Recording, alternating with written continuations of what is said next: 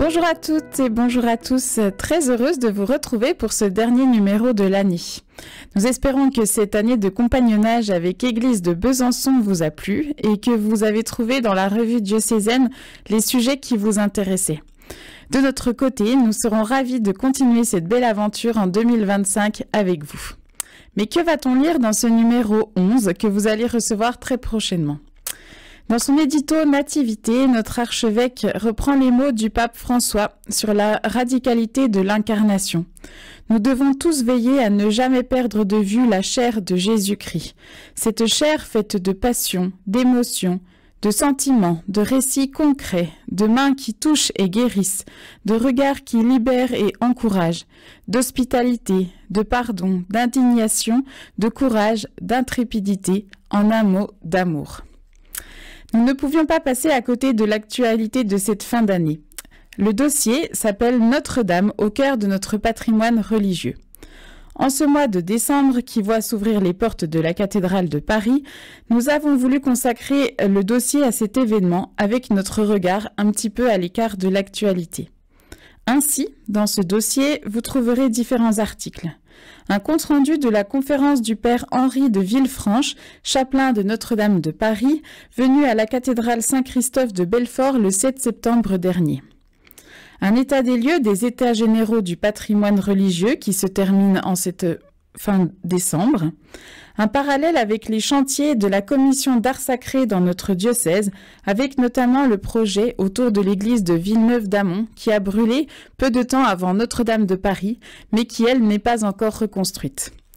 Et enfin, une compilation des projets menés par l'affectataire de la cathédrale, le diocèse de Paris, autour du réaménagement liturgique et de la création d'un chemin de pèlerinage. Dans la rubrique à venir, 3 événements. L'ouverture de l'année jubilaire, bien sûr, le 29 décembre à la cathédrale. Une exposition de crèches au centre diocésain du 18 décembre au 4 janvier. Ces crèches ont été réalisées par sœur Marie-Madeleine, décédée en 2020 et prêtée par le Carmel de Saint-Maur dans le Jura. Enfin, une conférence « Création, écologie et responsabilité chrétienne » qui sera donnée le jeudi 16 janvier à 20h par Isabelle Morel à l'initiative de l'Observatoire sociétal diocésain, du CCFD Terre Solidaire, du Secours catholique et du service diocésain de l'écologie. Dans Vie du diocèse, on revient sur la journée du conseil pastoral diocésain le 19 octobre dernier et le travail qu'ils ont mené autour des 3 scénarios proposés pour l'avenir de notre diocèse. Maintien des 67 paroisses et 13 doyennés avec un responsable de communauté et un prêtre modérateur, fusion des paroisses trop fragiles avec discernement des fusions à effectuer, ou alors réduction à 13 paroisses, fusion dans les doyennés actuels ou nouveau découpage. Également dans Vie du diocèse, la rencontre des personnes travaillant à l'officialité interdiocésaine, un sujet pas souvent traité dans notre revue.